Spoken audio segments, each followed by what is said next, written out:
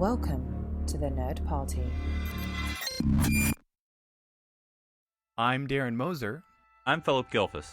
I'm Daniel Prue. And this is City Alpha 3.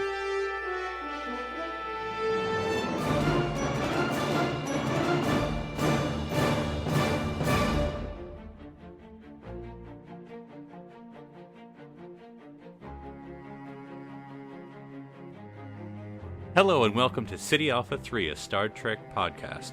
I'm Philip Gilfus, stranded here along with my two companions, and, it feels like we've been here 6 months, just all alone, but it's probably been longer than that, along with Daniel Prue and Darren Moser. Guys, are you hungry? Because I'm hungry. Is there anything to eat around here? Well, we haven't actually talked about rations or how we're going to survive at this point, so I would argue that we could just eat Darren if we had to. I don't know, guys. I got this whole, box full of food I just brought over. If you just swear allegiance to me as the true podcast leader, I will totally give you some of this food. Actually, wait, I'm looking at it now. It seems mostly fruit and vegetables, and I think I've gotten a better offer full of chocolate and peanut butter, and that's from this new visitor who potentially may take over the podcast with her better offerings of food, and that's Michelle Toven. Michelle, how are you doing? Hello, I'm good. Welcome to City Alpha 3. Of course, this is part of our Star Trek Discovery episode analysis, where we are welcoming new voices and guests so we can get another perspective other than the trio here, because everything is starting to look like a Reese's peanut butter cup to me right now. So. I have a quick question. If we're welcoming guests onto our stranded planet, how do we work that in our universe? Like they crash land for a time, then they get rescued, and we still get just left go behind? full Gilligan's Island. I mean, they had guests all the time, yet they were still stranded. So just roll with it. Okay. Or even Lost in Space, or Land of the Lost. All right, fair enough. That's right. Okay, all right. I mean, I think that's how, Daniel, that's how you deserve to be stranded. Harsh but fair. I guess that's what we'll do. Right. All right. With nothing but the crew manifest to keep you company. But anyway, of course, we're going to be talking about Episode 4, The Butcher's Knife Cares Not for the Lamb's Cry. Again, another fantastic title. They're going with TOS-esque titles, and I think that's awesome. Yeah, yes, and so let's just do. I have some an outline. I'm all efficient here. I have my 20 pads in front of me on my desk. But let's just go with opening thoughts. And so, Michelle, how about start us off? Just any opening thoughts, whether it's first reactions or maybe you've had a day or two to think about it. Just where are you with Episode 4 after having it simmered for a while in your brain? I don't know. I'm kind of all over the place. I generally like it, but hearing other people's thoughts has kind of made me rethink it. But I like it. Lots of science. We're exploring new species, new life. We get to see people's science and get to watch the new drive in action. So that's kind of cool. Or engineer, or tactic. They're very. It's a spectrum apparently. We'll do more stuff in general. That's right. So Daniel, any first reactions or last reactions to Episode 4? I'm calling it Episode 4. I'm not going to say the whole title anymore. Yeah, well, you're welcome to Star Wars fandom. I was less forgiving last night when I watched it for the first time, and I watched it again this evening, and I was a bit more okay on it. I don't know what it is. Like, man, there's a lot to unpack. I think I was really disappointed last night that Lorca is not going to be like a captain. Do you know what I mean? Like, he's not like Kirk and Picard and all of them, Cisco, Archer, and take your pick. Those were people that Janeway. I know, it's true. I did leave her out. I know. I have issues. I see where you're going, Daniel, with the sausage fest of Captain. But Lorca is he's not a Starfleet captain in the same way our Starfleet captains have been. I mean, he exists in Starfleet, and of course, Starfleet has always had terrible. He can live with it, Daniel. That's the problem. It's interesting. I don't know if they're going to try to redeem this character later on. And I get that he just has different priorities, but he doesn't have that larger than life kind of. I don't know. This is a ends justify the means kind of a man, and that's fine. That's the story they're trying to tell. But I always feel like the captain is someone that you're supposed to look up to, and they gave us a little bit of that with Giorgio, but we're not getting it with Lorca, and I get disappointed, I guess, every time he's like around, and I'm like, man, this guy's kind of a dick, but like it's just what they're doing. So I think that was my biggest hang up of this episode. Sure, Well, and we're going to talk more about Lorca, but so Darren, any thoughts that episode 4 has left you with? Guys, I have drawings. Look at the saucer. It turned. I was right. It's spinning. Confirmed. It spins. So the outer one spins clockwise, and the inner one. You guys don't even know how many times I rewatched this 1 5-second shot. So the inner one spins, but what's cool is it's like, imagine like a flat plate. Like the ring is like it looks like it's just the flat surface. I don't know if it's on the bottom. I'm gonna assume it's like top and bottom, but basically it is called the excess energy cavitation initiation. So the way, and you don't even know how many times I rewatched that to get that. Thank you, subtitles, for spelling that out for me, because dear Lord, Well, we said it way too fast if that was subtitled, Darren.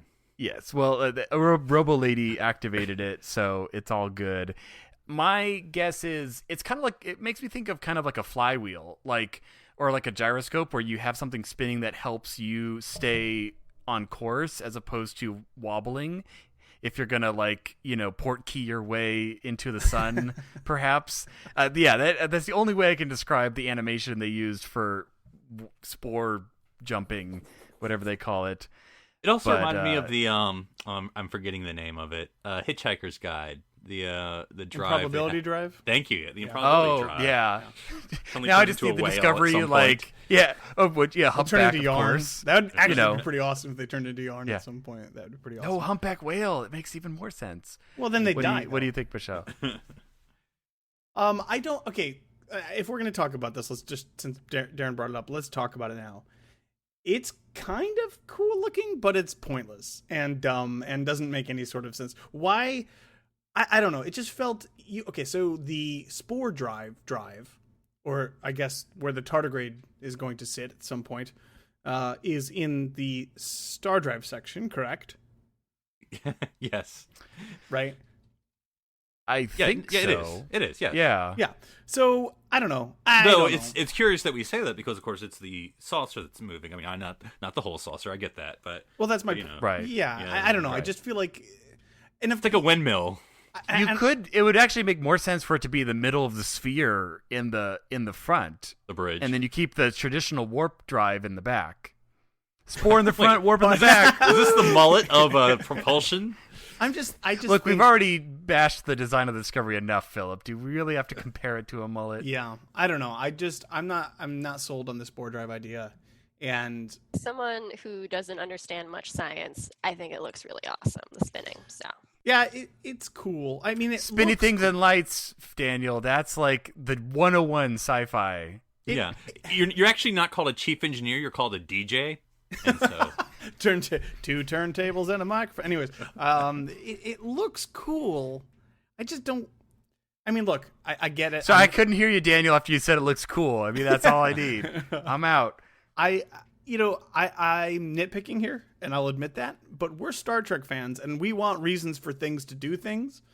And if it doesn't make any sort of sense, Excess energy cavitation initiation. I mean, I wrote it down. It's in excess 10. energy avocation. That's your name. It's French, Another of Harry course. Potter reference. Okay, I'm maybe the only one that's not convinced this is cool, so I will let it go. Well, let's. I mean, this is gonna be out of order, but we can do it because we're there. So this is my all about them spores section. So it's revealed, and maybe we knew this already, that Discovery is now the only remaining mushroom ship. That's not what they call it, but anyway, because basically it was the Glenn and the Discovery, sister ships, as was mentioned in episode 3. But they sort of, in case you missed it, and I think I didn't know for sure that those were the only two, even though they said, Stamets and his research partner. But so Discovery's it now, and so what do you think we learned more? I mean, aside from Ripper, we'll talk about that. But what else do you think we learned about this drive and its implications? Because, theoretically, there's a lot of frustrations from Stammet and, of course, Captain Lorca. But, like, does it work even? Because apparently Discovery's only managed to go, like, a couple, meters, and the Glenn managed to do the huge thing because they had the navigator. So, do you think this is a good idea for technology? Like, Daniel, from either a propulsion exploration perspective or a win the war perspective, is this something worth pursuing? Spoilers that we know what happened, but you know what I'm saying. Well, that's the thing. That's why it's so weird that they picked this era and this sort of story to tell, because this is going to fail. To be fair, like, even if this is causing catastrophic damage to whatever, and for whatever reason that they're going to come up with that we can't keep this technology, it would still be useful in a lot of different ways that I'm sure that they would be able to get around it. Like, even if they only used it once every 10 years, like, you would think these spores of this species, whatever, this entire network of this giant space organism would be useful in a lot of other ways as well. And it's just weird that we're telling this story in an era that doesn't really seem conducive to it. And it's getting more and more difficult to just be like, okay, no, it just doesn't work at some point, and then we move on. It's like, no, they could come back to this a zillion times over. This would have been super useful, say, in the Dominion War. Or this would have been... Or say if you lost a ship in the Delta Quadrant. Or say if you lost a ship in the Delta Quadrant. So, I don't know. No, then you take these alien species and turn them into energy, and it's a whole different propulsion system. It's just weird. I don't know why... Echoes of Equinox there, definitely. Yeah, I don't know. Yes. I just don't know why they're telling this story this way. The more we harp on about it, and the more this seems to be the central story of Discovery, the more frustrated I get, because I'm like, nope, this doesn't make any sense to me. And this could be the central story for season 1. Well, sure. That may be the case, but even then, it still doesn't change the fact that interdimensional, but interplanetary travel is essentially instantaneous once we get this tardigrade, and obviously he doesn't seem very happy about it. So I'm sure we'll get Daniel, into that. who said it was a he? That's fair. I did not mean to assume the tardigrade's gender. I apologize. I wrote down she. That's just to me. Because Ripper. is a very... Or maybe it's a non-gender conforming tardigrade. It could be. Yeah. It's very well. So let's stick with Ripper. So Michelle, as far as like either because we haven't your first time here in City Alpha 3. Is any thoughts about the actual look of Discovery? Because we sort of rationalized the way it looks is because of this experiment. So like anything of where it looks funky, that's how we explain it. And then also I hate to call it engineering, but basically the spore room, for lack of a better word, kind of the look and possibilities of that. What are you thinking about all that? Just the look and aesthetics of Discovery, both outside and in. Spore Central. I'm not someone who's usually super picky about ship design or nacelles balancing out or anything like that. So it seems to be either way. Yeah. Would you like to be in the quantum leap accelerator that is the spore chamber? That'd be kind of cool. Kind of reminded me of in Dark Matter, they have something called the blink drive. And when Lorca was saying, blink, you're in this place. And like, could you steal that from Dark Matter? Right. Ooh. Or possibly I Dream of Jeannie. Cool. And what do we think?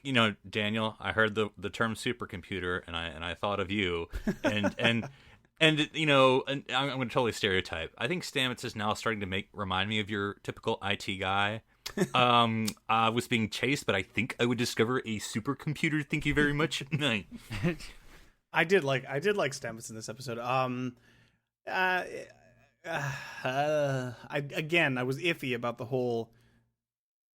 The first time I watched it, I was like, okay, he knows all of the star systems in the galaxy.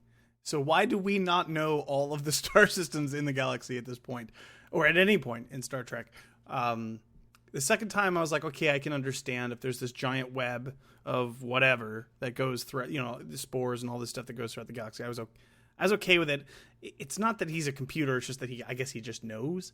But I don't know if it's not really explained. Do they have to tickle him a certain way to get to Vulcan, or show him a flashcard if we want to get to Earth? It looked like they bio interface, like they had some sort of prongs that went into him, like they literally are plug like Matrix style plugging in. Yeah. Does that mean they're communicating with him, or is he just communicating with the drive? Like, yeah, I don't. Universe. Yeah. Well, unfortunately, the Glenn is the one who built that part, so we don't really know. We just kind of turned it on, and he didn't seem to know a lot about it. But then how would he choose? Yeah, how would he choose to like say this is where we want to go? And like they're not just going to like this region. It's like they're not just going to the neutral zone. It's like no, they're going to this very really specific planet, and then they jump inside that specific planet's atmosphere to like another part. It just seems like how would they know how to do that? I don't know.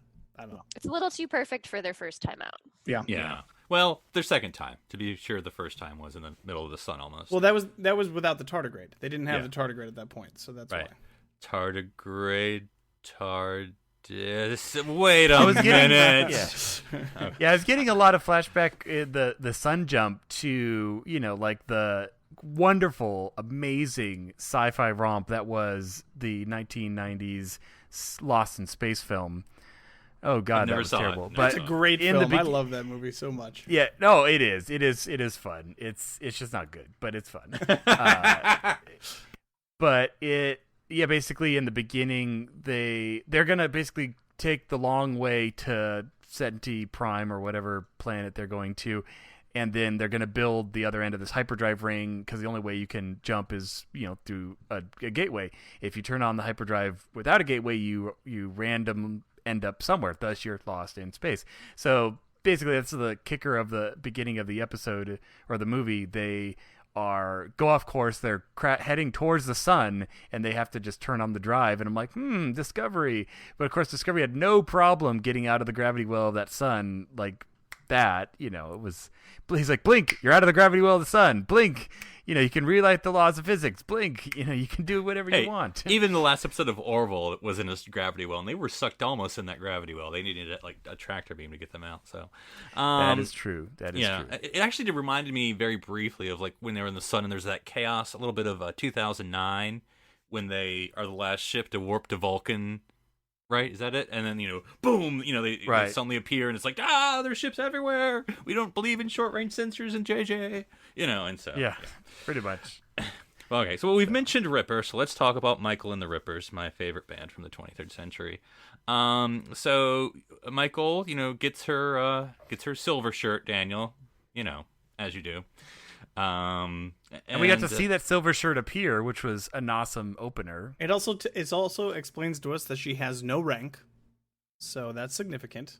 Rank, although none. I'm surprised they didn't give her the badge with no pips on it. I thought like that's the prime what I thought they were gonna merchandising opportunity, because right now you can only buy Discovery without any rank on it.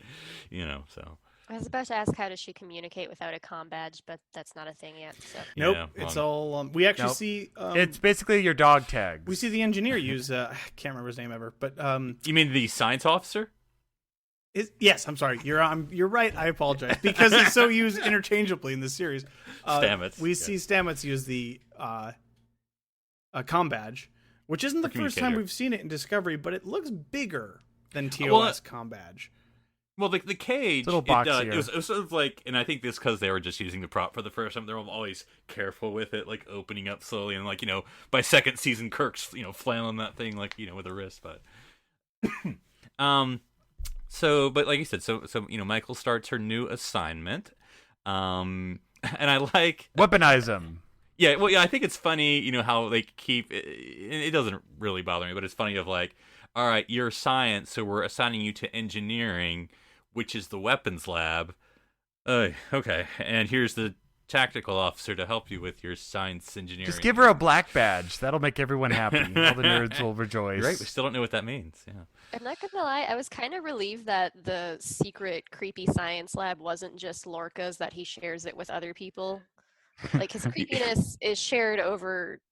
Yeah. Oh yeah. As Saru said, you'll fit right in. Yeah. He doesn't just like secretly torture animals in his spare time. There's at least some kind of. He's very open about it. Purpose. Yeah. Yeah, I was actually very relieved too that he shared it this quickly. That this creature wasn't kept for like half the season. I'm glad that happened. I was curious. Did you guys recognize any? They're like, these are the most dangerous weapons in the galaxy, and there's like a bat left there, and I'm like, It's just a sword, man. Like, it's not anything. Like, why is that? I mean, I guess I get it, but like, did you recognize any of the other props that they had there? Was there anything? There's a Gorn skeleton.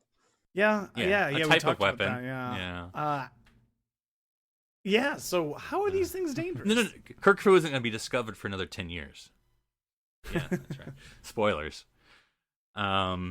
But so I do like how they, anchor her back to her origins, because she did say xenoanthropologist in like the first 5 minutes of the series, when she was talking to Captain Giorgio when they were on the desert planet. And so, they're keeping her to her origins. I like that.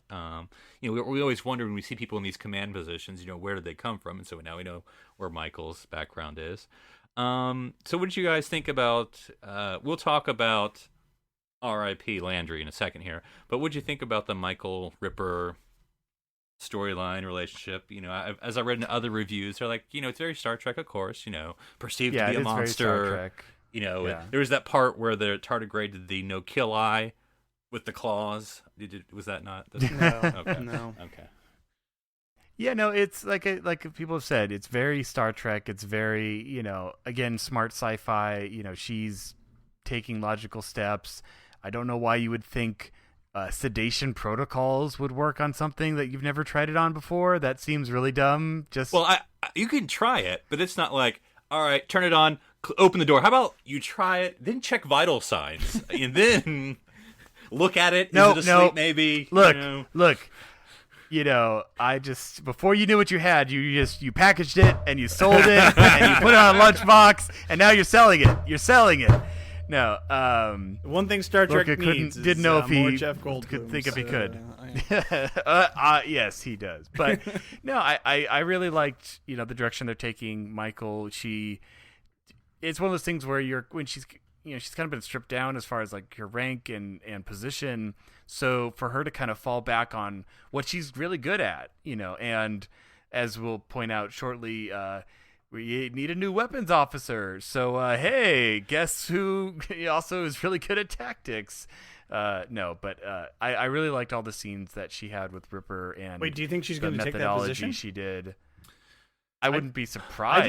I didn't get that sense at all. But I mean, it may be the case. There's got to be so many people in line ahead of her for that. I'm not saying right away, but it's one of those things where, like, they established a lot in the book, the prequel book, but also I think a bit in the show we've seen so far that she is kind of like the tactical officer, at least like a strategist. There's and I don't want to say his name because I don't quite remember it, and I feel like if I try it, I'll mess it up. There was an actor who was originally slotted to play a Klingon, and he got moved before production to play Federation. And I don't want to get this wrong. I believe he's a Middle Eastern actor of some sort. I may be getting his ethnicity wrong. But anyway, and so I see his name in the credits, so I don't know if that's going to be the new tactical officer or whether we're going to see him later on. But yeah, so I mean, what did we think? I mean, let's go ahead and do it. Let's do our peace out from above, Commander Landry. What did you think of our 2-episode arc of Commander? Nobody liked her, so I don't think a lot of people are missing her at all. Yes, you do at Star Trek. She was the most I'm just kidding. flatly written character. I mean, that woman. She was garbage. Let's just use the word she uses. Animals. That woman, she got what she deserved for being so stupid. Like, I mean, she was given. I wish she was given some sort of redeeming feature or some sort of like. But no, it was like she came off as hostile and aggressive, and then she did this colossally silly thing that, like, why would you even do that? And like you were mentioning, Philip, there's a zillion trillion different ways to go about what she was trying to do there, and nope. First of all, they've established in this episode that this creature is phaser set to kill proof. What was the other thing that they said as well? Anyways, like razor claws. Yeah. Razor the claws. The only bad thing is version to light. That's it. And then can tear through 18 Klingons or whatever. And then she's just like, oh yeah, let's just give it some morphine, and then we'll just go at it. And no, of course not. That was so silly. And tear off its hands, apparently. she's clearly very pressured by Lorca to deliver results, because when Yes. she screws up earlier in that tactical simulation or that battle simulation, he's very disappointed in her specifically. And she always says, Lorca needs us to do this. He's watching. He wants us to do it. So Now, Michelle, we were talking in episode 3, you know, in the final, like, 2 minutes of the episode, there was this sort of exchange between Captain Lorca and the late, great Commander Landry. And there was this sort of this sort of weird moment between them, and we were like, what are we supposed to read between the two of them? So do you think it was There's something there that wasn't there before. any theories that you had about, because as you say, she's definitely representing to Michael, you know, and I think menacingly, I don't know if that's the right word, but anyway, you know, Lorca just wants for your use. It wants everyone for their use. He doesn't care about your. But anyway, what do you think about the possible Landry Lorca relationship, professional or otherwise? What would you think or guesses that was there? I did get some romantic vibes, but I rewatched the first 3 episodes and I kind of watched her a little more closely. And like in the shuttle, when Michael and the other convicts, or not the other convicts, wrong shuttle, when they're on their way to the Glen, she's watching the exchange between Michael and the others really closely, like kind of sizing her up. So I feel like she could maybe be Lorca's enforcer or his real second in command, even not necessarily in name, like with him in spirit and ideology. His Laurel, if you will. There you go. Or it could be they're in some sort of weird romantic relationship. And I'm still surprised though that they killed her, because I would have been totally fine with her being like crippled or really injured for like a half dozen episodes or something, and she's just like, now all this blame is coming on Michael because she's alive, whereas it was almost cleaner that she died and just is not in the picture anymore. To me, but... No, you know. No, I get what you were saying there, because it would have made her, and again, I hate to beat up the character because she's dead. I'm really glad she installed that clapper, because it was like, you know, clap on, the lights were on, and that saved. Well, it didn't save her, but no, but it would have been interesting if she was injured and she couldn't perform her mission, her duties, and I'm sure that'd be very frustrating for someone who's as loyal to Lorca and action packed. So maybe, you know, I'm not saying quite put her, you know, like Christopher Pike in the beep chair. Oh yeah, put her in the chair with the beeps. You know, I think this is going to happen more often now. You know, especially compared to Star Trek as we know it. If you're not on that opening title card, you're on the chopping block. And there's only about like 5 people on that. And again, okay. And I don't want to derail your conversation, Philip, because I don't know if you were going to bring this up a little bit later or not, but we get, I guess, introduced to another reoccurring character, one more, which is the Doctor, right? The Doctor, yeah. Yes. Again, I'm like, okay, cool. I'm like, I'm ready for this guy to like make his entrance and stuff, and he does. He, you know, his scene is short, and I'm like, and then it's over, and I'm like, oh man, like we get like 30 seconds of this guy. It's like, well, how do we not get to learn about anything about these new characters? We just have the same 3 or 4 people over and over again. It's a frustrating experience, and I really hope that this becomes more of an ensemble. I want to see more people involved. And because they've sort of teased, or not teased, they've told us, it's not even a tease when they tell you, you know, they've told us, of course, that Stamets and the Doctor are going to be in a relationship. But because I know that, I couldn't tell whether they already knew each other or this was the first time they're really meeting. Because at first I'm like, well, I think this is the first time they're really talking to each other. I don't, you know, but I was going back and forth between, are they, you know, low level flirting right now, or yeah. Mm-hmm. I did like that. How he broke his nose. I thought that was, you know, yeah, that was a cool little, just like a little moment, and obviously it was an excuse to get him into sickbay. I like that. I thought that worked very well. Almost. So you're thinking it wasn't that the ship was shaking; it was more like, I want to see that Doctor. Boom. But you know what? You know what? If I was really going to read into it, X's. They were acting like X's. Oh, maybe. Well, I've heard people say that they're kind of almost acting as if they're already in a relationship, like that kind of subtle, like. Well, then there must be having a fight, because he's like, yeah, maybe you'll finally get to have a feeling, you know. So I was kind of like, maybe they were in a relationship, you know. I don't know, because Stamets is not exactly warm and cuddly, but to each their own, I suppose. One last thing about Michael and the Rippers. So Michael seems great 80 cover band. Just gonna say it's. She seems, you know, throughout this whole, and you know, we'll talk about what actually happened, but like with the TARDIS, You know, as you said, Darren, Tardigrade. We don't know what the muscle relaxers it's doing to the drive. You know, because it kind of was like gripping its arm, and it's like this. I guess this is bad, or I'm not sure what to feel about this. But anyway, we're certainly led to believe as viewers that this is not making it feel warm and happy. And so, you know, is Michael? Well, going no. to When be it calling... disengages, you see spikes come out. Oh yeah, like needles or something, or yeah, it's like it comes underneath it, and it basically looks like 2 or 4 kind of like spikes go into it. So it interfaces. I don't know if it's into like his cerebral. So is Michael going to be something? calling space SBCA? That's my question.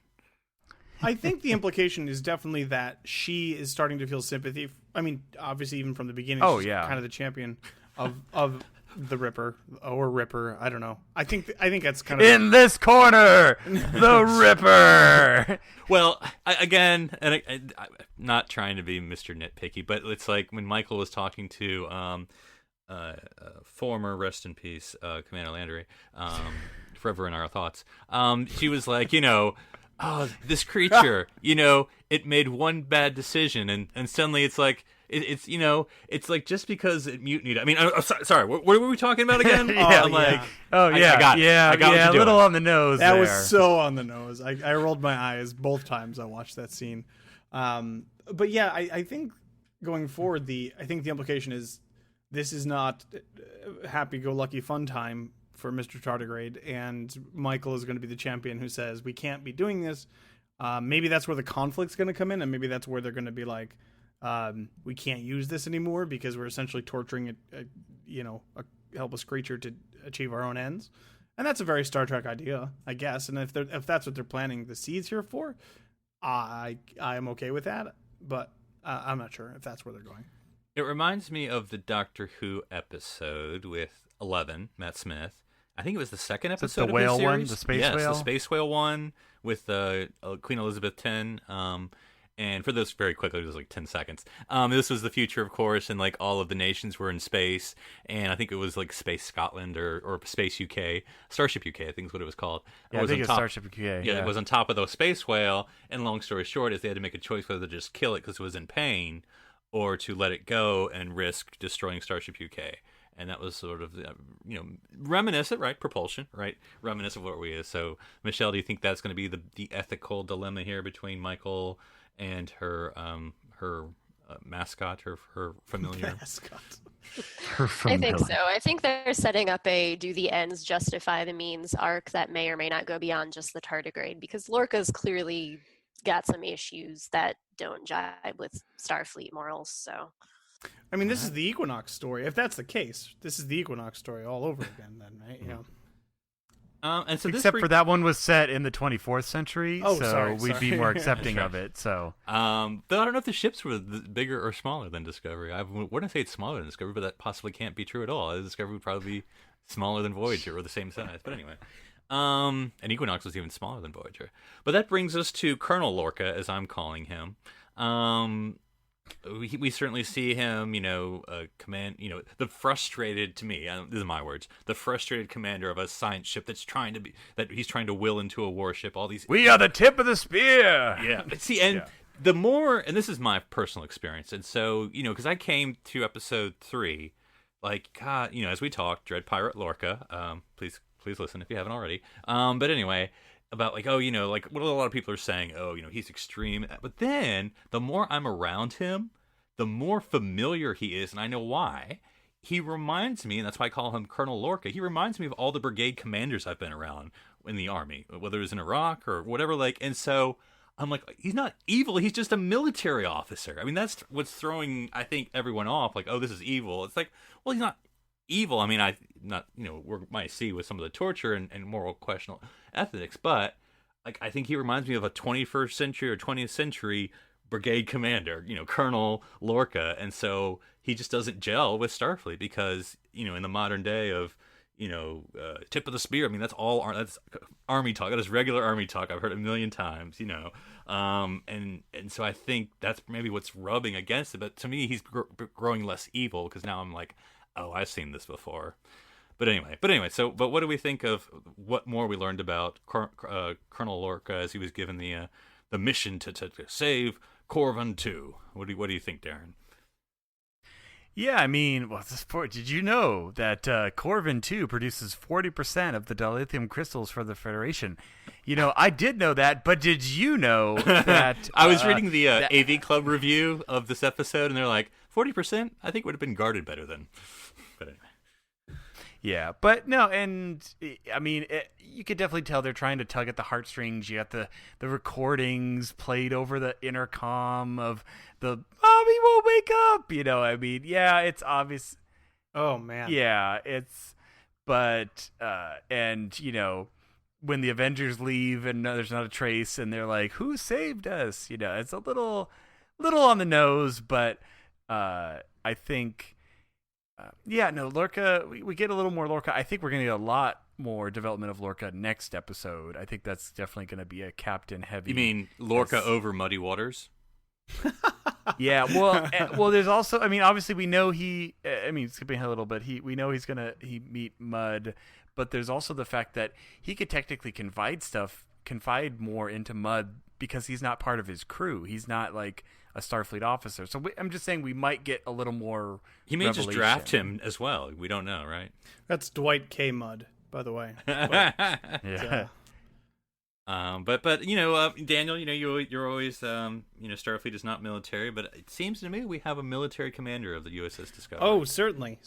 And I think that's why he's I think that's the intention, obviously, of the writing, is this kind of built-in conflict with what's going on, and this Captain, is it Stamets? I can't. Lieutenant, you mean? Yeah, Captain Lieutenant. Oh, you're saying, Wow, what a promotion! Yeah. Lorca, this Lorca Stamets, is that yes. right? Okay. Yes. Yeah. Conflict is reoccurring, and it's an issue we're going to keep coming back to. I mean, he literally tells him, you know, this is no longer a science vessel. This is a warship now. Get off the ship, he says. I love that. Yeah, he's like, I'm going to pack up my stuff and go home. Yeah. And he's like, this is all the property of Federation, so don't you want to be like Elon Musk? Don't you want to be like... Oh, God. Hang on, what? Wait, you're groaning. You didn't like that? No. Well, okay, look. I actually was fine with it. It was. I mean, Wright brothers, okay. You know, Zephyr Cochrane, okay. Elon Musk, okay. I can see they put in one. Like, that's not that bad. Hang on. Do you not think Elon Musk, as a reference, will age better than Joe Piscopo on The Next Generation? Well, they didn't actually ever say his name was Joe Piscopo. Okay. If they said the greatest comedian, Joe Piscopo I'm for Data. I'm just saying. I actually liked it. I thought it was a semi-clever way to kind of bring the actual modern time into it. I liked it. I know it's projecting a little bit. I get it. But we better be in Elon Musk Mars shuttles by the end of the decade is all I'm saying. But I still think it's it's Star Trek. It's looking forward. I didn't have a problem with that. Mm-mm. No, and yeah, it's all that. So how do you think of Michelle, the man who studies war?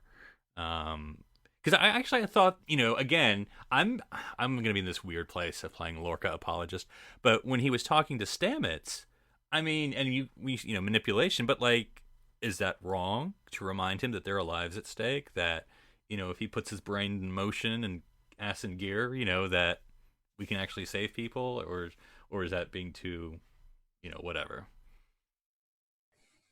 You know, I like him better than I did the last episode. He's less creepy now.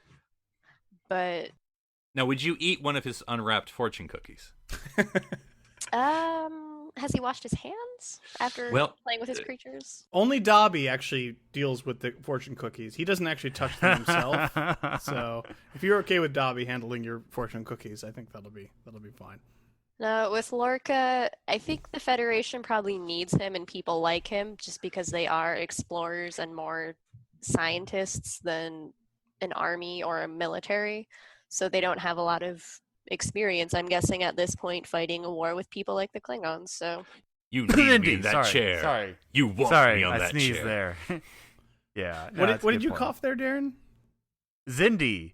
Oh, I was What thinking... do you mean we don't have like experience with like Romulans and Zindi? I was and, thinking like, the Romulans. I'm like, they definitely The have Romulan experience War. with the Romulan Federation's War, definitely been at war before. Oh no. That's- I don't know. So, Lorca, and I guess it's a bit of a credit to the character. He seems to be the one we talk the most about. So at the very least, he's definitely interesting, and I think the writers are playing. They're walking a tightrope with him because they always seem to give him a little bit of an out.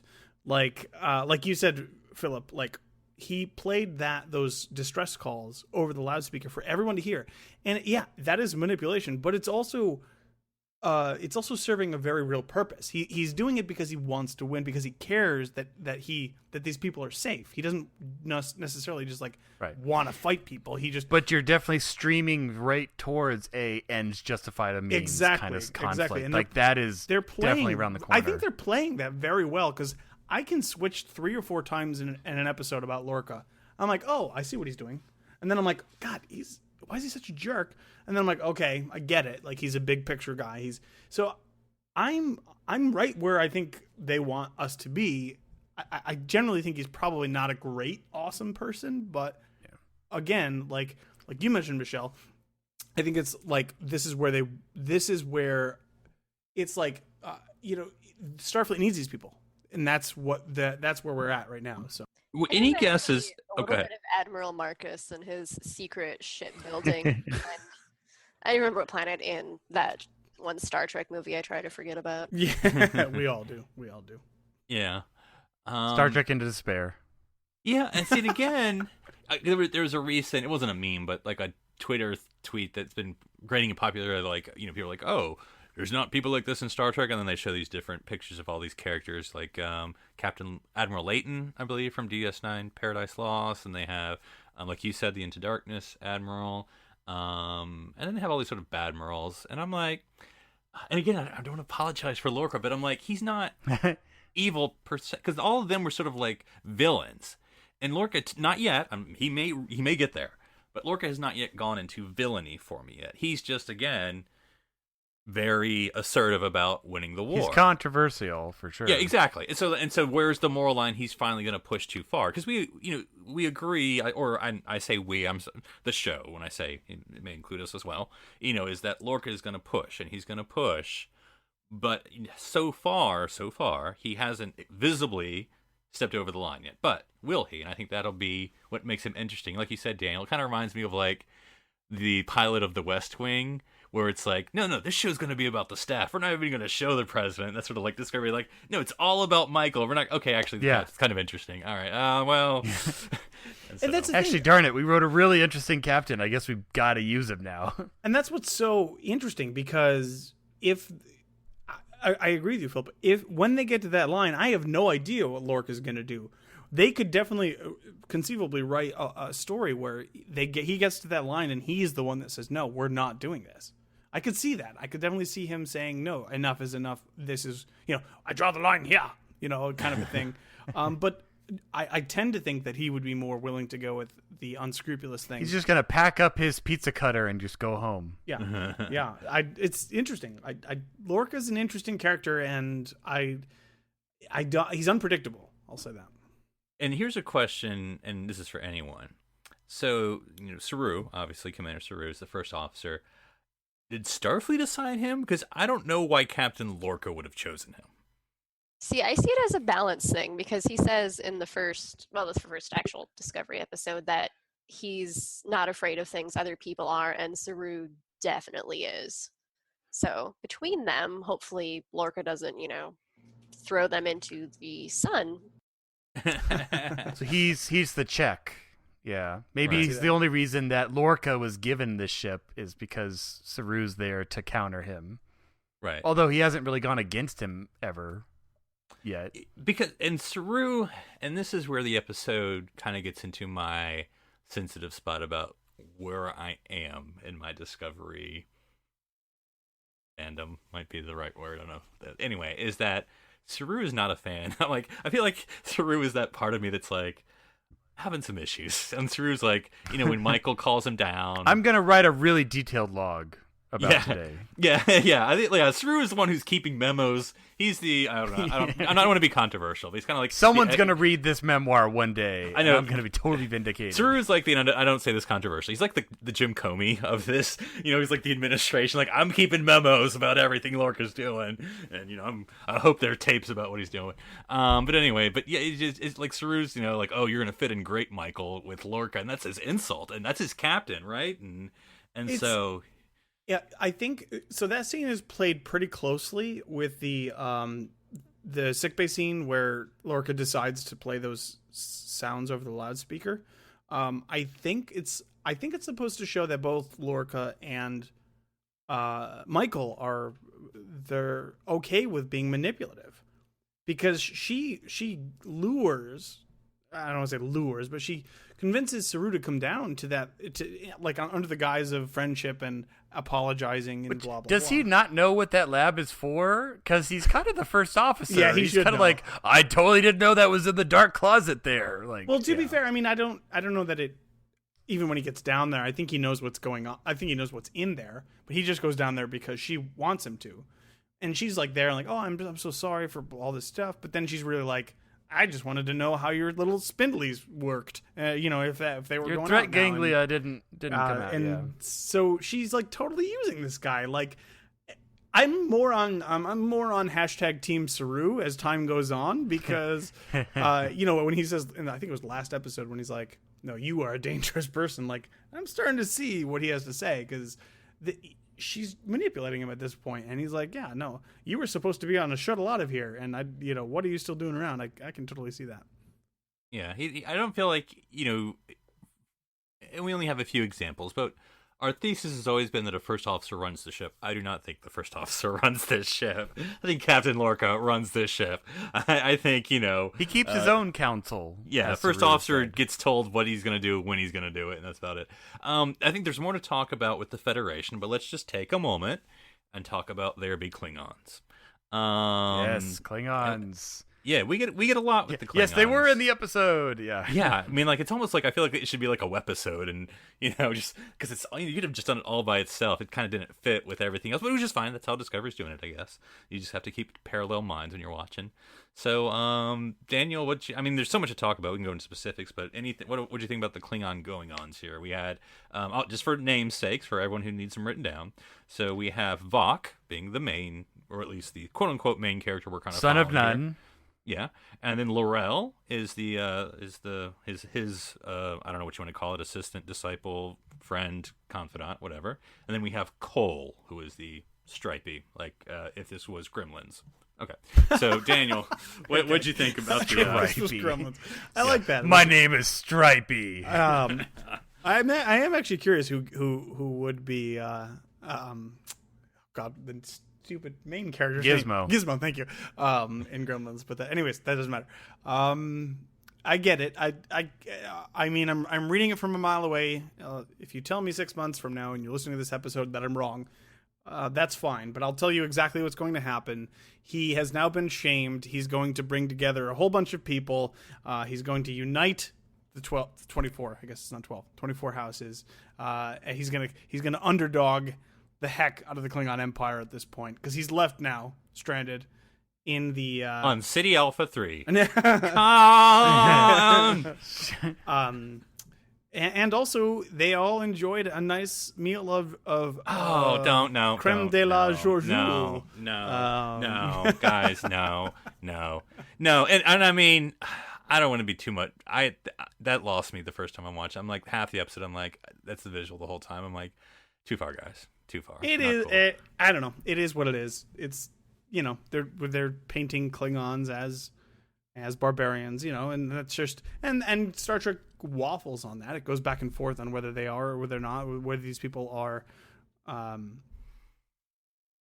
don't know. It's fine. It didn't really bother me that much, honestly, but I liked. I don't know. I guess I see where that character arc is going for this guy, Vok, right? Vok. Yes. Mm-hmm. And his. No. It's Vog. I don't know. The Klingon stuff tends to be much less interesting to me, and not just because of the fact that they speak Klingon, but It Yeah. just seems to be less interesting to me. And I know there are some complaints, not a lot, or I don't know. There's some complaints about that. I will say it does make it hard to watch because the second time I was watching, it was kind of like doing some other stuff. I'm like, oh, well, Klingons, I have to sit down and, eyes to the screen here. But Yeah, that's one of my problems too. It's like, do I read the subtitles or look at their faces? I can't do both. Oh, okay. Speaking of that, you just reminded me. I don't know if it was a directing choice, but I noticed it was a little bit in the Klingons, but a lot in the Federation shots. There was something that was off, and when I was watching the episode again, I noticed almost every time you have two characters talking, you're never looking at the talker. It's always looking at the person listening, responding and absorbing what they're saying. And it would go back and forth, but it would only go back and forth, and so that when the person is talking, it would look at the next person, and it was weird because usually, like, yeah, you'll see, you'll have a shot of me and I'm talking right now, and then it'll cut to someone that's listening, and then they'll talk. Like, it's much more evenly balanced. But in this episode, it was like 90% of the screen time was the listener, and 20% was on, or like 10% was on the talker, which was weird. It kind of threw me off because I'm like, I want to see them emote, and I want to see them, like, how half of listening to someone is seeing them, and I couldn't because they weren't looking at them. So it was a weird. Again, I don't know if that was a director choice or how that came about, but it struck me as odd. Speaking of odd, and this has been picked on before, but I'll pick on it as well. So the ship's just been chilling there for 6 months, just chilling like you do in the middle of a battlefield. They've been fixing it. I mean, the exterior shot, you could see they put a lot of extra plates and stuff. Like, there's obviously no Klingon Scotty. Like, how long is it going to take? 6 months. Oh, well, that's like a distress signal, maybe, or I don't know. Now let's do it ourselves. If only there was a beacon we could light to let the other Klingons know to come back. Wait, it's right over there. Maybe it's charging. It can only go off once a millennia. But yeah, it's an interesting. And again, I don't mean to fast forward. So anyone who wants to talk in more detail, but fast forward here. Cole arrives, and I'm sorry, and just kidding. Here to steal the cloaking device. I did not Sucker. trust him for half a second at all. And as far as directing, and I don't know, maybe because I'm getting into more to writing, I'm more sensitive to these things. But it seemed to me the story made a point twice, and so because it was twice, I'm like, are they trying to tell me something? That Vok picked up something on the Shenzhou that said, hey, by the way, Michael Burnham is the first officer of this ship. And I'm like, okay, so now do you want me to know that Vok now has heard the name But Michael then you Burnham? Destroyed it, which is weird. Like, yeah, so I was like, yeah, I don't know. I liked all the Klingon things. I actually did. I mean, yeah, Cole was very predictable, and I was not surprised in the least that he backstabbed everybody, because it's like he comes back and he's like, "Oh, I spoke in haste. I'm so sorry." It's like, yeah, no. But I loved all the scenes between L'Rell and Vok. Like, just really, they're really getting into the dynamics of power, the dynamics of people who support those in power. Like, yeah, she probably would be a better leader, but she also knows herself, and she's like, I'm not that person. And I'm kind of more like that. Like, I'm not an A type. I need to be the leader. I am much more of like the support and, helping in that regard. So I related a lot to her in that way. Darren, and should we uncouple now? God, that was yeah. Talk about. There was a little bit of Klingon sexual tension in the scene. Well, wait, he wasn't sure. Dear he Lord. wasn't throwing furniture. I'm confused. Oh. I will say the one. He's like, if only we hadn't wasted our Atmo box in that room. If only it could be in this room, then we could have Iron Man suited out of these spacesuits. The one thing about the Klingon storyline that bugged me a little bit was the food being the thing that changed loyalty. I'm like, well, if you're starving, I get that in principle. I understand that in principle, if you're a starving person, that you could, anybody that has, a chicken dinner, will look good to you, and you'll do what you do to have to eat. but these are space age people that have access to other things, and Dead bodies apparently, and bodies and lots of power, Ration and cubes, rationing, and like it's only been 6 months. I don't know. It was just like that's just a weird thing for everybody. Daniel, let me just say that they chose Farmer when they did Oregon Trail, and things have not been going well. So okay, Bach has contracted dysentery. Oh, yeah, well, goodness. and it'll be interesting. I was surprised that, I mean, I know she's a lead character, but I was almost expecting Laurel to die. Like, I was almost expecting, this is how I thought they was going to end. She beams over after they go to warp, which was kind of weird. I didn't know how that worked, but She stole a raider delay, ship. time delay. Yeah, she stole a raider ship, which I was assuming was like a tiny ship that wouldn't have a transporter, but that's me. But no, I as she was talking, I totally thought she was like, there's only room for one in that ship, and it's got to be you, and I'm going to stay here. That's what I thought it was going. Like, when she was saying, you have to sacrifice everything, I thought she's like, I'm going to die and sacrifice myself for you. But it's not, I guess, where they're taking it, but She said, I'm going to drop you off with House Mokai or whatever, and then she's going to go do something else. Yeah, and then to me it seemed That's like true. in 10 seconds I'm going to give a really complicated thing, like, because it was because they mentioned earlier, and I only noticed about my second viewing because, again, subtitles. So for those who and maybe people know this already, but it took me 2 viewings to get this. So Laurel is a child of 2 houses, one house being from Takuvma's background. And so that's kind of, she's sort of heir apparent, and so that's why she's like, oh, I don't want to be a leader, you can be a leader, Rock. Her matriarchal line is this kind of like the Weavers, the House of Lies, or I forget the the liars, yeah.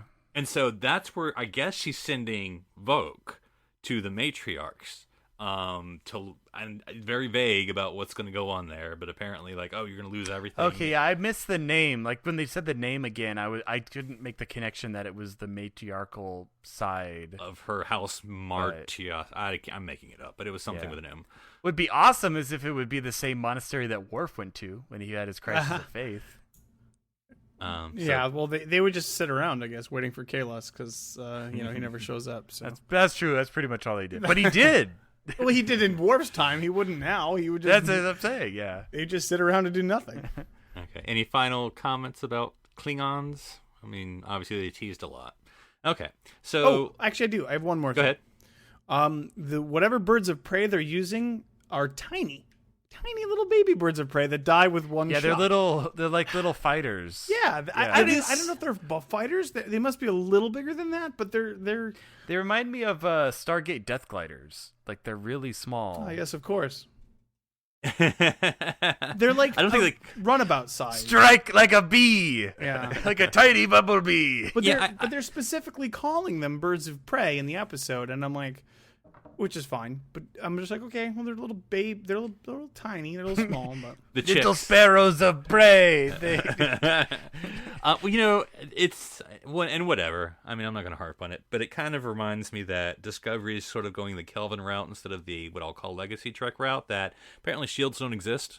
It's like, oh, fired, boom, explode. I'm like, really, no shields on that thing. I mean, I usually takes it like 2 or 3 hits for these things, but I'm glad. Yeah, that was a weird, like, let's apparate our way out but leave torpedo. That's a very Voyager move, I'm just gonna say. Leaving behind a torpedo. I guess that's what they did. That didn't it's seem kinda like that was the vague. best tactic. Yeah, because Is it because they couldn't, like, if they shot him down, then people would know that the Federation ship was there? Like, I don't know why that was his plan. yeah, He's like, guys, it's gonna be totally cool. It's gonna be awesome. Wait. I know our shields are almost dead, but nobody even is watching or will be alive to watch this. But and then because they ships come all out have of to the come bunker. close in space to attack. yes. And does it mean like Yeah. all? There's only like 4 or 5 of those tiny birds of prey attacking this colony. All Because they, they didn't apparently- stop to like check, like, hey, is everyone good? Need medical attention now? We're blowing and lowing. Bye. are if only they had a Mars defense perimeter. Discovery out. Drop the bite. Oh. Rest in peace. Oh. Gosh, Okay. Corvan 2. Strike that name from your lips, Daniel.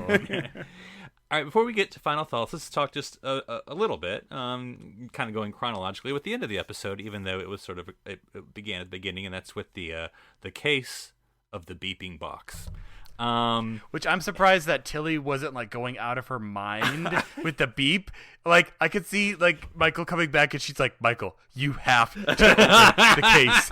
It's beeping every 3 seconds and I'm gonna lose it. I'm seriously or actually I was expecting her to be sitting there with it open, just like I had to stop it. Because technically it already recognized her hand. So technically, I think she could have opened it, but that's not. I imagine that it would have been funny if, like, at the end, Tilly gives this, speech like, it's not my business, and she like leaves, and then comes back, grabs her pillow, and then walks back. Yeah, can't sleep in with this thing. Oh, it was so annoying. Yeah, but anyway, of course, this led, of course, to the Captain Giorgio Last Will and Testament. And Michelle, what do you think? I'm certainly enjoying Captain Giorgio and was sad to see her go. So I'm a little happy we get to see some flashbacks. What would you think about Captain Giorgio's message to Michael? It made me very sad. I wanted her to be the real captain, but I guess I don't get that. But just a little stab it in for Michael. Just drive home how miserable everything is and how much she screwed up. So. Yeah, one thing, the whole, like, I think you're a captain now, and Blind's like, yeah, not really. Prisoner, or former prisoner, I suppose. I've risen in rank. I got promoted from prisoner to none. Which interesting parallel. Vok is son of none, and Michael is rank of none. I throw that out there. But anyway. Also, both of them... No, I won't go there. Sorry, go ahead. Okay, that's all I got. JoJo is too good for this world. Yes. Daniel, any thoughts about... And it was one of those things. It's and I don't take away the value of it. It's kind of cliche to be like, oh, I think of you as a son, I think of you as a daughter, and it made me wonder. This sort of jokey thing of like, oh, I wonder when she recorded this. But like, do you think she would still thought of that at the end, or in the episode 2? Would she have changed? Obviously. All right, Darren just brought us his Last Will and Testament. I see, but go ahead. Daniel. I brought you my telescope. Now, Darren, I'm confused. It doesn't say the label telescope on it. So are you sure that's a telescope? The label was lost in the U.S. Intergalactic Postal System. Okay. So, yes. I liked it. It was a very Star Trek ending. It was the message was very positive. It's about discovery. I mean, basically she's kind of reaffirming, hey, Michael, this is what it's about. It's take care of the people underneath you, go out and discover, learn. It was a very positive, in kind of not a super negative episode, but not certainly not a super optimistic episode. It was a very Star Trek message, and I appreciated it, that was the end point. And I agree with you, Philip, that I think of you as a son or as a daughter. It's played out well, but I wish we had more Giorgio because I can't remember specifically, but I don't think we've had a really significant mother-daughter type relationship, archetypal relationship. I'm thinking Janeway and Seven's the closest that comes to mind. Of. I know it's not great. Or Deanna and Loxana, but... Oh, yeah, that's true. That's a little too literal. No, that works. But we never see... Well, I shouldn't say we never see, but Loxana isn't like a fantastic mentor in a lot of ways. I mean, she definitely has a lot of wisdom to impart in her own way, but like Giorgio would have been obviously a very strong sort of leadership sort of mentor kind of thing. So I would have been. Yeah. It's unfortunate that we only got to see literally less than an episode of it, and then all of a sudden Michael decides to betray her, and we still, again, I'm still up in the air about why the heck she decided to do that. But it's maybe flashbacks, I don't know, in the future, because it seems like Michelle Yeoh, right? I think that's the actress's name. She's going to be sticking around for not sticking around, but I think they just came out recently and said she'll be in Discovery for a little bit. We'll see her in one capacity or another going forward. So I hope that we get to see some flashbacks of the relationship. I would love to see obviously some more Captain Giorgio, and not specifically, on the dinner table. Huh. Yeah, because I think, and maybe this is stating the obvious, I think for 2 episodes, and, some of it unconscious in a ready room, Captain Giorgio to me was very captain, like starship captain. I'm like, dude, I want more than 2 episodes of that. And I get, I got it. But like, I would love to see lots of flashbacks. But anyway, so Darren, do you think that final message from Giorgio to Michael, is it more of a like, hey, this is where you should, did Michael receive that as, oh yeah, I should take care of these people, even though I'm at the bottom and not the top. I need to be involved. I need to be, or is it more like, man, this is not what happened in real life, and this kind of depresses the heck out of me. I think she's going to take it as she needs to protect Ripper because he has basically been placed into her charge as another a sentient life form. And so I think at this point she probably cares about Ripper more than about the rest of the crew. But and I can see why. I think it was good. it was a good closing, for Michael, because she kind of needs that. I mean, literally, like, she lost her mentor, her friend, her mother figure, and this is kind of resetting her star, for her to be guided by. Because she has a telescope. So. Yeah, I get it. But Darren, we're going to stick with you for final thoughts, and I'll give you a second in case you need to. I'll go to you, Daniel. Okay. So Daniel, for final thoughts and maybe any thoughts about episode 5, I believe it's called "Treading in Muddy Waters." That's not the name of the episode. They've stopped. I wish they. You know what? I know it's kind of silly that they gave us episode titles. I wish they would. I wish they would give us the next 3 episode titles. I kind of like that, knowing the episode titles. Well, anyway. I actually know the next episode titles. Oh, what is it? It's Bears Beats Battlestar Galactica. There we go. Which is what the show is becoming. But anyway, go ahead. Final thoughts on episode 5 thoughts. Wasn't a super fan of this episode when I first watched it. On second watching it, fared better. I really hope they don't hinge the whole season on this spore drive thing. I hope it's fine if it's a background element. It's fine if it's there, but I don't want every episode to be about what does this spore drive mean. I want it to be. I like the Lorca. Again, I can't remember his name. Stamets. Yeah. Stamets? Okay. Stamets. It takes me a while to get character names down. And, Philip, you were talking earlier about Saru, and, you're saying Saru doesn't run the ship. Lorca definitely runs the ship. And I know there's going to be a moment when Saru stands up for himself, and like you mean next episode when Lorca gets kidnapped? Yes, they did tease that, and it may be that case. But I can tell that I'm going to be rooting for him every single time that he's like, no, retreat, run away, run away. As far as the next episode goes, I'm very excited about it because I have such a love for Dwight Schrute. Yes, Dwight Schrute. I can't remember the. Rainn Wilson. I have such a love for Rainn Wilson, so I don't care. I don't care that Harry Mudd is a terrible character, a terrible human being. I'm excited. I hope that this version of him is better, and I hope, or whatever they make. I don't know how they're going to change it.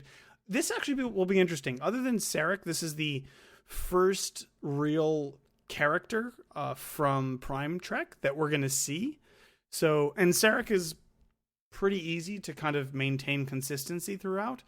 Obviously, Harry Mudd has had some.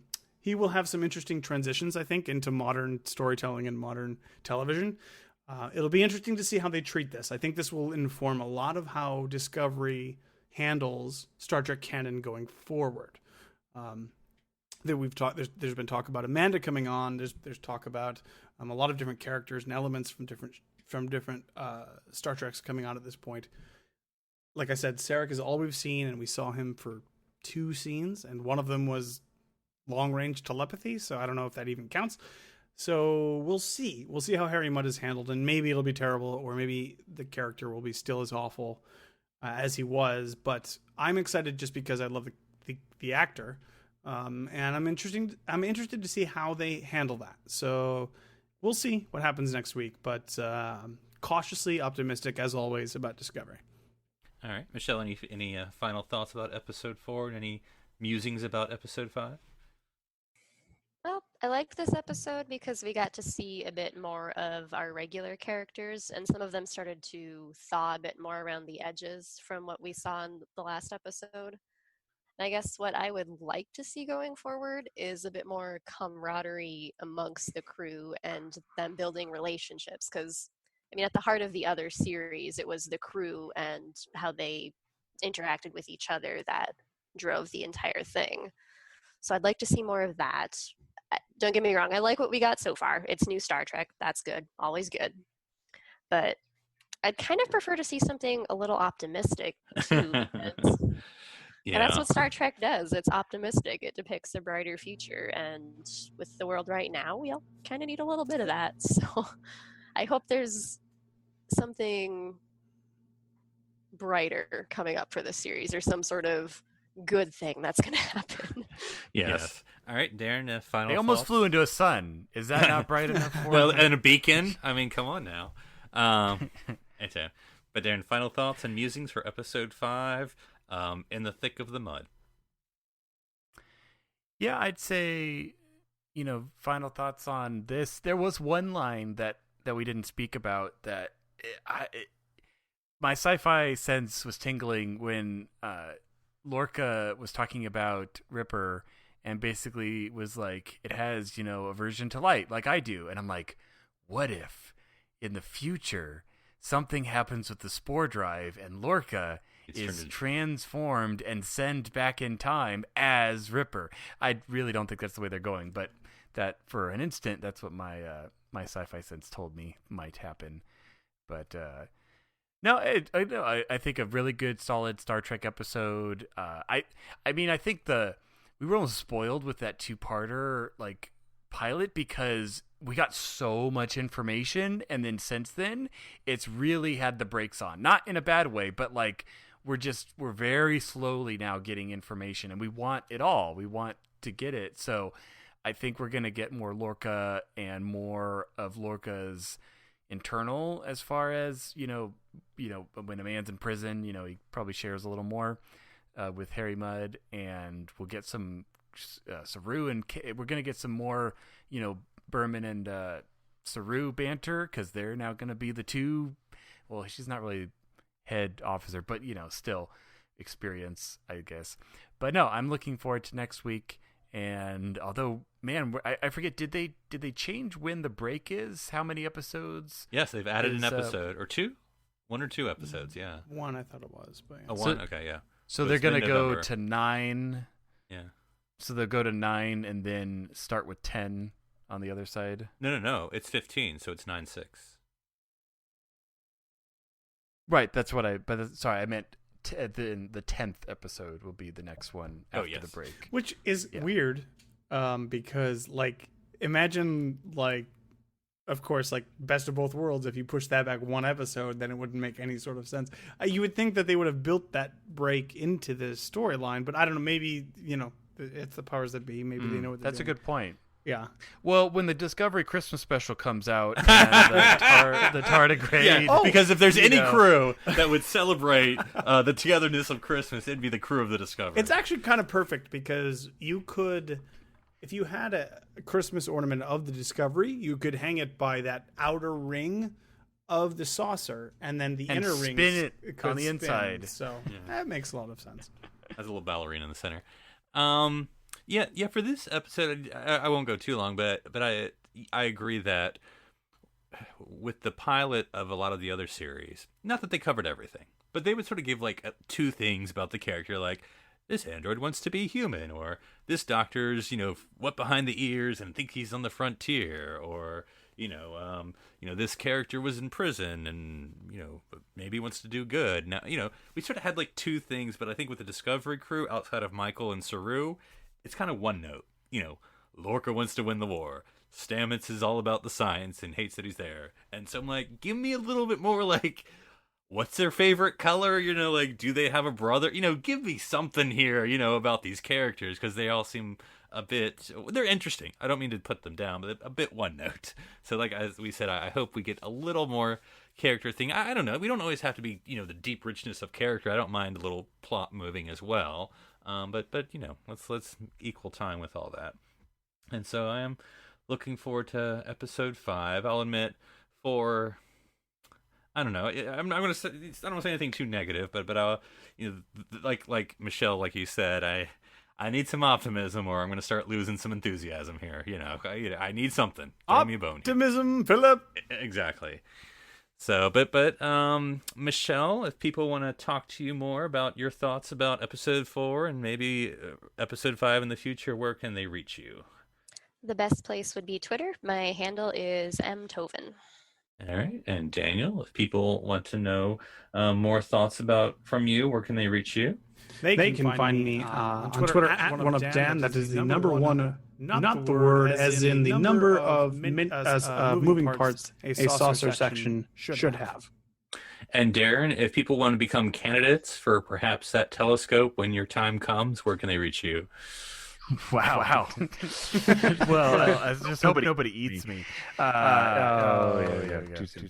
They can find me on Twitter under username Dr. Sci-Fi, DRSCIFI, or my website, drsci-fi.com, where they can see things I'm building, trooping, and general science fiction. And if folks want to reach me about the memorials they can send to the Commander Landry Fund, they can find me on Twitter, where my handle is NC Public Servant.